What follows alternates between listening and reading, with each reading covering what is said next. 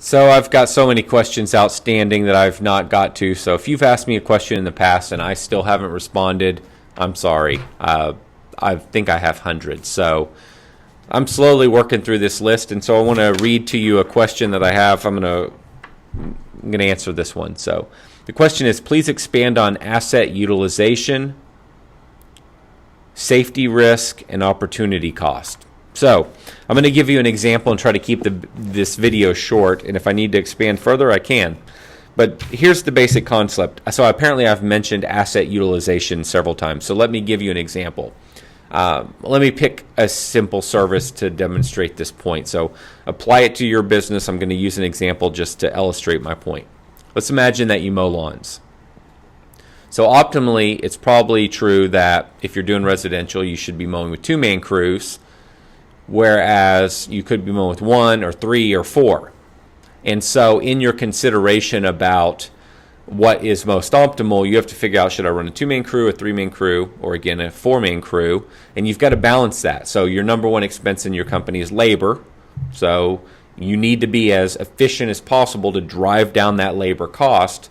But at the same time, you've got this other nagging problem, and that's called assets. Every time you need to start a new crew, you've got to buy a truck, you've got to maybe buy a trailer or a custom bed, you've got to buy mowers, in my mowing example, line trimmers, stick edgers, blowers, whatever.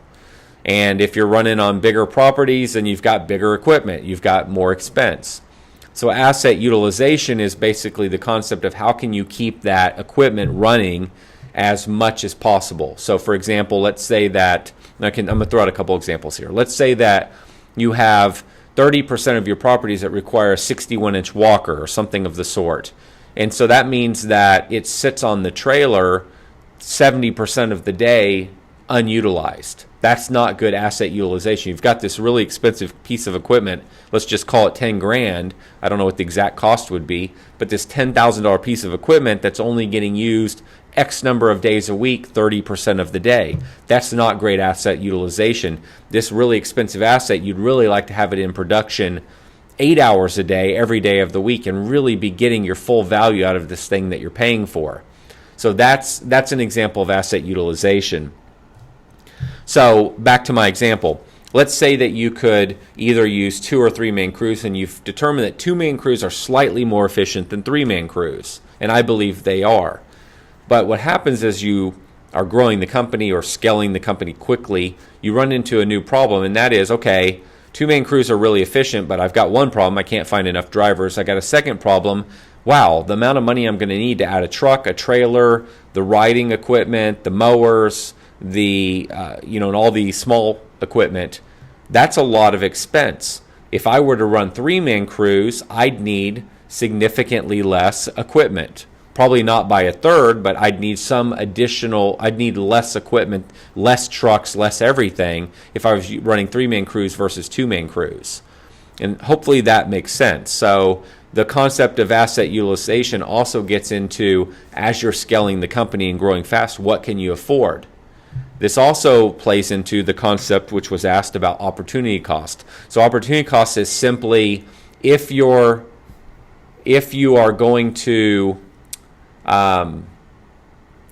if you're going to buy something or do something, you're giving up something else. So for example, if I choose to focus on fertilization and weed control exclusively, I might be missing out on opportunities in landscape and design build.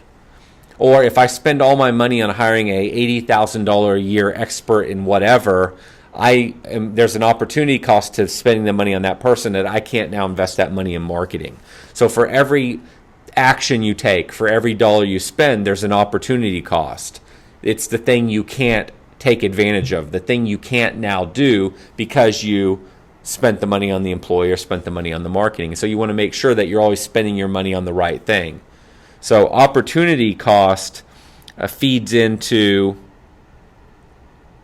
asset utilization in the sense that if I decide to run 2-man crews, that means I have to buy more trucks, more equipment, more whatever than if I was running 3-man crews. I'm going to need more equipment and trucks faster, and therefore the money I'm spending on those things, there's an opportunity cost. I have to spend the money on the trucks and the equipment because I chose 2-man crews instead of 3. I can't now spend it on marketing. I can't spend it or invest it in some other area of my business. And then the third one was safety risk. The more trucks, the more people that you have running around on the road, the more potential risk you have. It's simple mathematics. The probability of an accident, the probability of something really bad happening increases as you increase the size of your company, the number of people, the number of trucks you're putting out into basically out onto the roads. So when I throw out terms like asset utilization, safety risk, opportunity cost, those are the things I'm thinking about and talking about. And I can't tell you what the right answer for your business is. I can only tell you that these are things to think about. It's not just black and white, 2-man crews versus 3-man crews, which one can get the job done 3 minutes faster. There's a whole nother element to building and scaling the company is if I go with 2-man crews, because yes, I can say I can be 5 minutes more efficient per job per day, that means I'm going to need additional assets and additional equipment, which is going to cost me money. That presents to me an opportunity cost that I can't now spend that money on marketing. I've got to spend it on assets. And if I only run 2-man crews versus 3, I have more trucks in the marketplace. I have more safety risk, more accident potential, more whatever. I'm not saying don't run 2-man crews. I'm just illustrating the example of what those 3 terms mean to me when I throw those out in videos. And you've got to decide for yourself what's appropriate for your company. Thank you.